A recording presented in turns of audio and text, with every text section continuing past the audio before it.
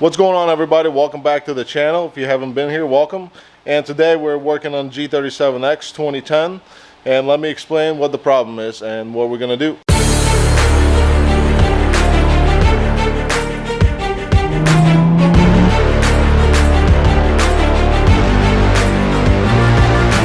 So this vehicle right here came in with a problem, not shifting into third basically, and long story short, the transmission took a crap on it.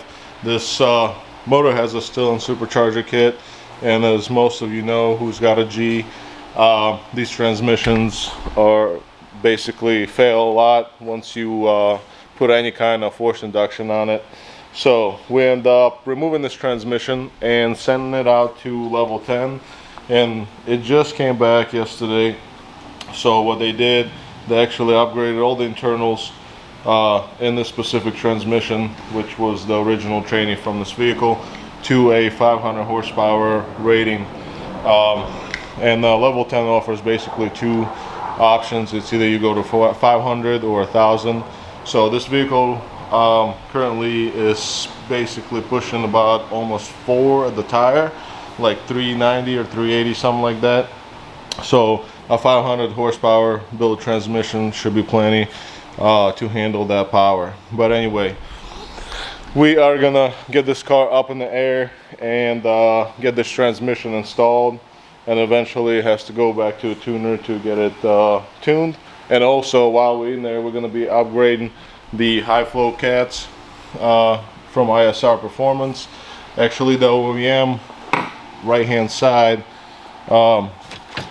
I believe this is the right hand side, yes, the internal cat actually is loose and it's already starting to rattle, so it's not going to get any better. So while we're here, we're going to get these guys installed, so it should be a little bit more flow and a different tone. Hopefully it's going to sound really nice. I haven't heard them personally, but I've seen a couple of reviews and didn't look too bad. So let's get this car up and start installing the catalytic converters, and then we're going to get the transmission up on the jack and start installing that one. All right, boys, the car is up in the air, and I cleaned up the surface where the gasket sits on both sides, and it's a little bit easier to get them in and out if you have the transmission out, so that's a plus. We're gonna actually do the left hand side first, and then we're going to install our transmission, and then we're going to have to do our right side, just because we have the transfer case drive shaft right over here, and if we install it, it's going to be kind of hard to get to the bolts. So we're going to do left hand side first. I already got the gaskets out. We went ahead and sprayed them with the copper spray. It's drying right here right now. It's actually a little tacky. We might be able to actually put this on and it can just stick on there. So there you go. It's kind of hard to do with one hand, so let me grab the catalytic converter and I'm gonna tack it up there. I went ahead and put this on all the way. All the bolts are torqued, and I ended up putting some blue Loctite on the bolts. You can see so, because I just spilled it, the lid popped off. But this back unit is all nice and tight.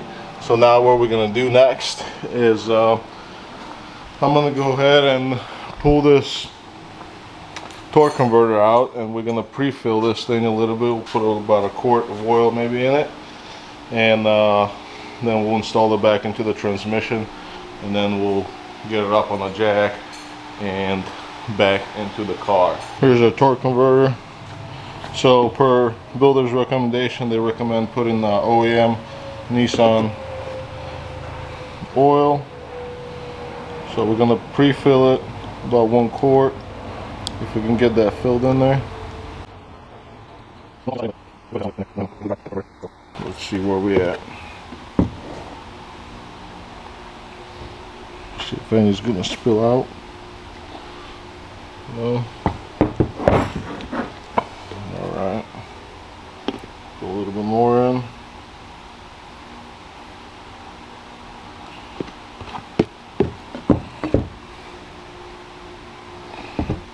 think that's enough. I think a little bit's gonna come out. So I'm gonna wipe that off. Let's just see. Oh, still good. I can see it in there, sitting right on the edge. All right. And another thing I didn't show you on the video, it's always good just for a reference point to measure how far or how deep the torque converter was sitting at. Just make sure both of your inputs for your oil pump and your drive iron shaft is engaged. So usually you would just take a straight edge, put it across, and then take another one and measure. Oops, let me try to hold this with one hand, and take another one and then go ahead and measure how far it sits, just in case it doesn't sit in there correctly. But we got that measurement, and our torque converter is pre-filled, so I'm going to go ahead and slide that back in and take our measurement, make sure it's still the same exact spot. And here's our previous measurement.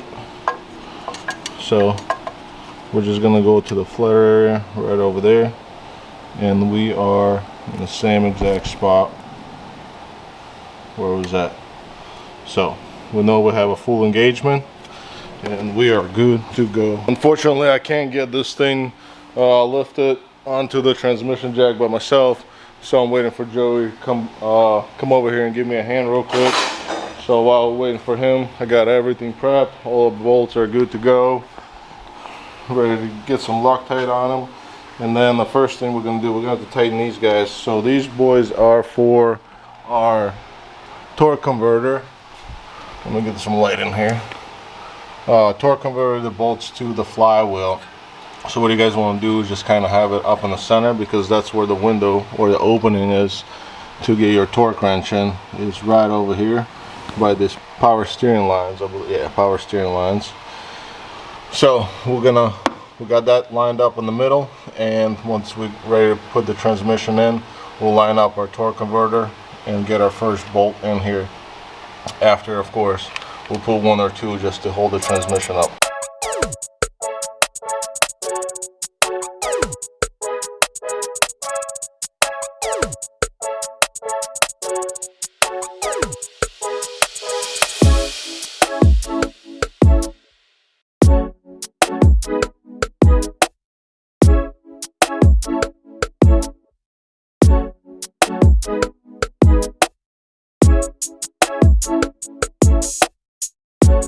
Of course, the camera card got full and we didn't get the full video of the time lapse installing this transmission, but it is in.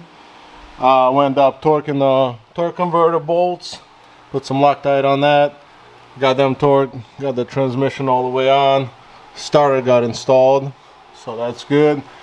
Next thing I'm going to do is, you see this bundle of wires, I'm going to go ahead and run them all the way down. There's some two vent tubes, one for the crankcase, one for the transmission. Needs hooked up, all the sensors and candle plugs and whatnot. And then what I want to do next is, there's an aftermarket oil cooler or transmission oil cooler right over here. So we're going to pull that off and drain it, flush it, blow the lines out just in case there's any debris in the lines or in that oil cooler from the previous transmission that was in there. We're going to get it all cleaned out.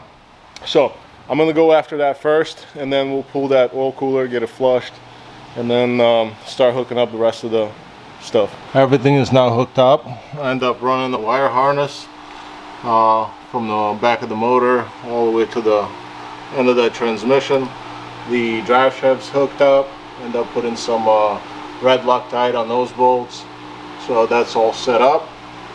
We'll put our O2 sensors on that side. That side's all hooked up. Our starter's hooked up. O2 sensors right here. The bracket's been installed, so that's all good to go. So next thing I want to do is blow out these oil lines that go all the way to the front to the oil cooler. I end up already removing that. Here are their lines. They're in the bag right now because I want to just put a little bit of shop air on the other side where the banjo bolt fittings are at, and blow any remaining fluid that's still in them. And then I got a setup right over here. We got this oil cooler, I already drained it, and I got a pump hooked up, so I'm going to try to push some fluid out. So we're going to fill it up and get a little bit out so we know it's 100% clean. So let me blow out these lines and then we'll fill up our oil cooler.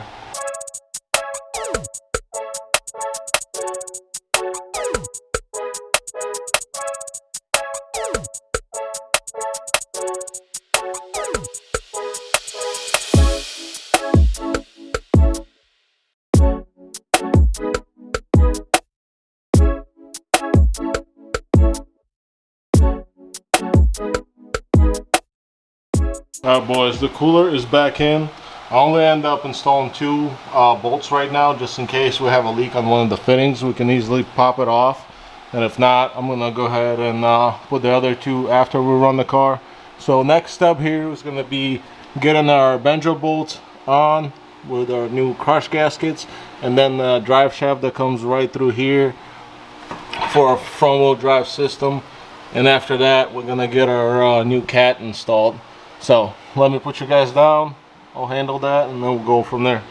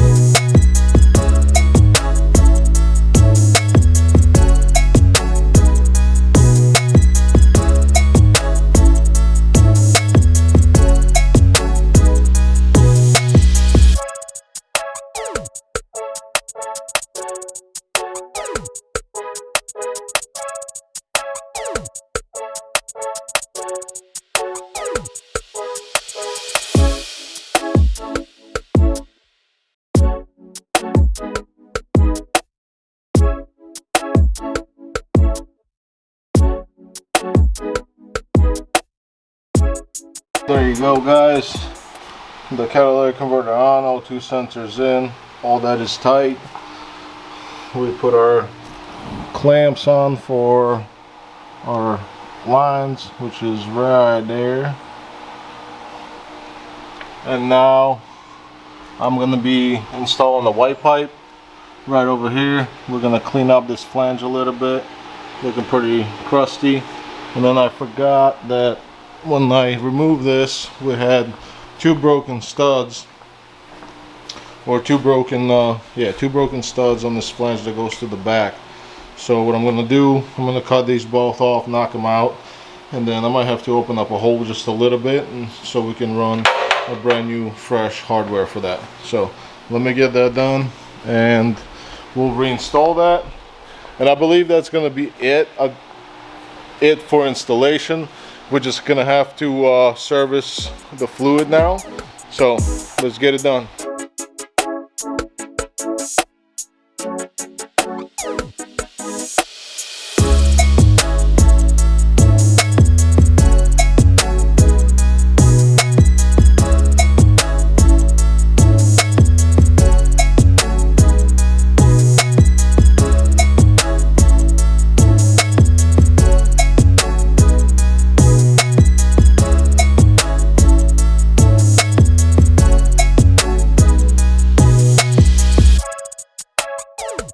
Alright, I'm ready to get this thing serviced. Our white pipe is all in. I did end up putting some sealant, like a gasket maker, on old flanges, front and back, just because I know they're a little warped, and sometimes they do like to leak. So just on the old ones. But we got this contraption right here. I got the bottle hooked up. I'm gonna try to just poking a hole in this bottle and then applying a little bit of shop air through the nozzle, and then fluid should shoot up in the transmission. So what we're gonna do is we're gonna put 3 quarts of fluid in first, and then we're gonna fire up the engine for about 5 seconds, shut it down, and then put 3 more quarts in, and then we'll shut it down again, or we'll start it back up again and then run through the gears.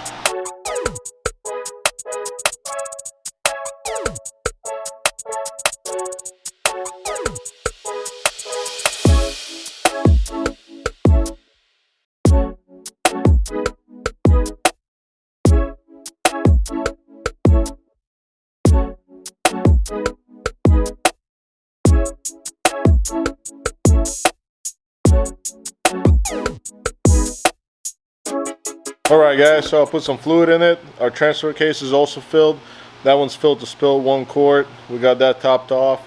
We put 3 quarts of oil into the transmission, and I'm following how the level 10 wants us to service the transmission, so it's per their instructions.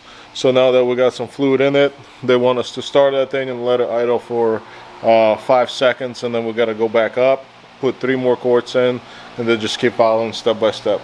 So let's do it.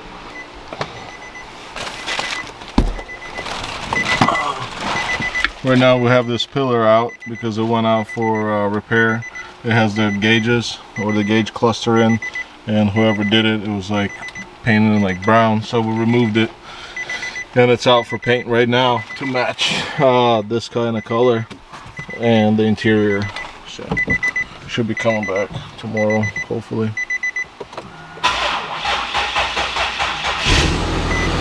She started 1, 2, 3, 4, and 5. So we'll shut it off now.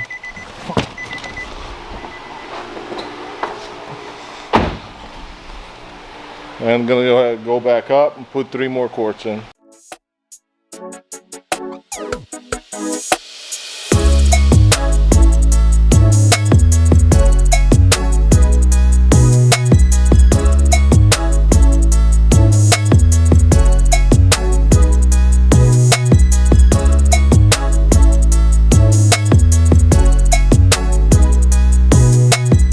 Alright, we just added 3 more quarts, and now the next step would be to start her and then go through all the gears nice and easy, and then we're going to leave it in park, leave the engine running, and check the oil level.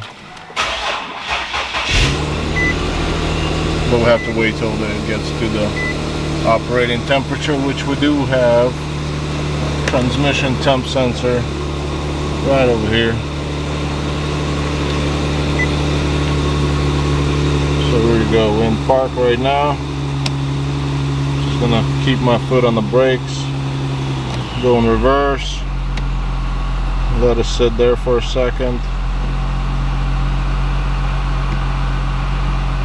go to neutral,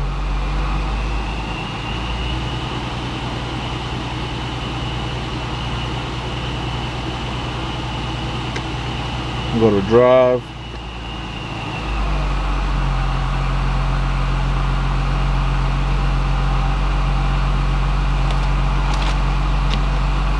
come back.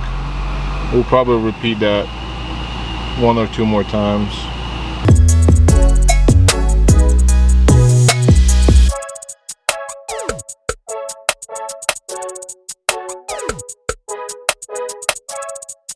So I'll leave it in park, let it warm up a little bit. And this is also out. We had to send the ECU out with the transmission.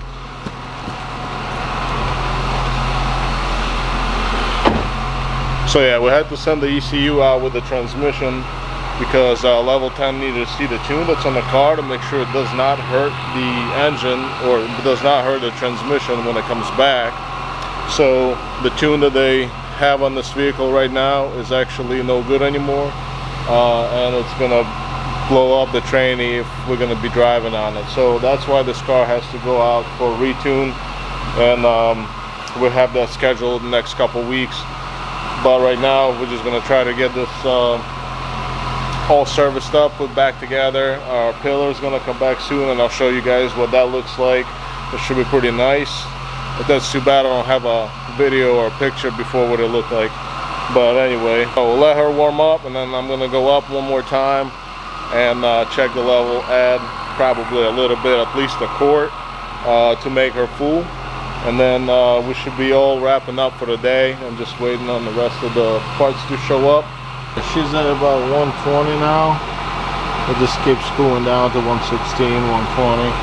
So I think it's good to go ahead and go up now, check everything, make sure we don't have any exhaust leaks, make sure our oil cooling lines are not leaking, and then we're gonna pull our transmission cooler down just to double check, make sure fittings are not leaking over there. But right now we're gonna pop that plug off and I'll probably add another quart of oil.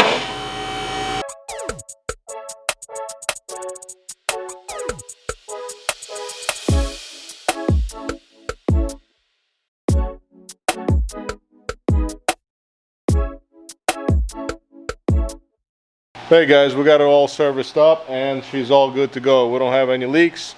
Exhaust is all good. Our oil cooler, I was able to put a mirror up there and check our fittings. There's no leaks up there. I just quickly reinstalled that lower brace a second ago and put a little cover for the torque converter bolts. So underneath she's all wrapped up. I am leaving this off just for the night because I want to make sure there's no static leaks over a period of time just sitting there. So in the morning I'm going to come in, double check, make sure that's all good, and then we're going to close out these panels. And then our pillar for the driver's side where all the gauges sit should be arrived. So I can't wait to see what that looks like. I'm going to let it sit for overnight and then we're going to come back to it. Alright boys, so I came in this morning and we had no leaks. I ended up putting the undercarriage covers on, so we're all good to go. And our pillar came back, so I want to show you how that turned out. So before it was brown, and now actually matches the rest of the interior in the vehicle.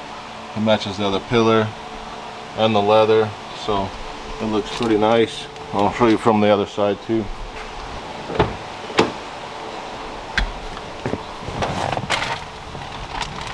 There it is. So it flows pretty nice with this color, and we like it. But so next video on this car, we're gonna try to get some clips on the dyno once we're on it. But for now, this is gonna be it. So please guys, like this video, subscribe, and I'll see you next time. Take it easy. Hey guys, so I was not able to make the dyno. The first time we went on there, we had some ECU issues that had to get taken care of, and the second time that we went on there, I was not able to make that date. So the owner was kind enough to videotape the last pull, and I'm going to put that in now. The car made about 390 horsepower and 270 torque if I remember correctly, but here it is.